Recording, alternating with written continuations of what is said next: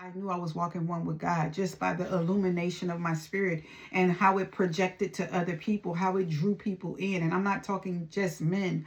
I'm talking about men and women of Christ can notice you because you're walking in the light of the Lord.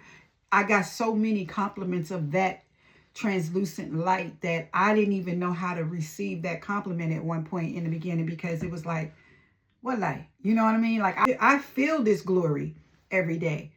I know personally what space I'm in, but for God to show his glory and illuminate out of me to others, which is what he does, amen, I started to be like, okay, God, you showing off. You showing yourself mighty and true, which is what you do. You testify through us. We testify what you're doing in us. And I knew I was celibate at that point.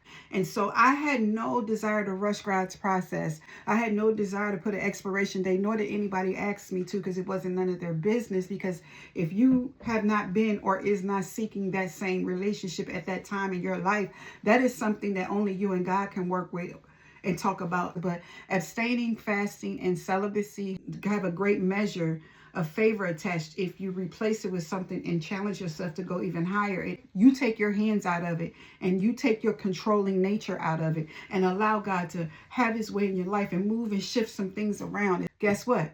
I abstained before I got a divorce. I didn't make my mind up to abstain. Our bed was defiled. So I didn't have to think it out. I didn't have to sort it out. I didn't have to clamp up. I didn't have to withdraw from my husband. I didn't have to keep intimacy from him because I was mad and irate. No, what it was emotionally and spiritually, we were disconnected. We were out of alignment. We had been unequally yoked. When all of that occurs, God started pushing me towards the focus on him and myself and getting my body and my spiritual alignment back in order, my thoughts.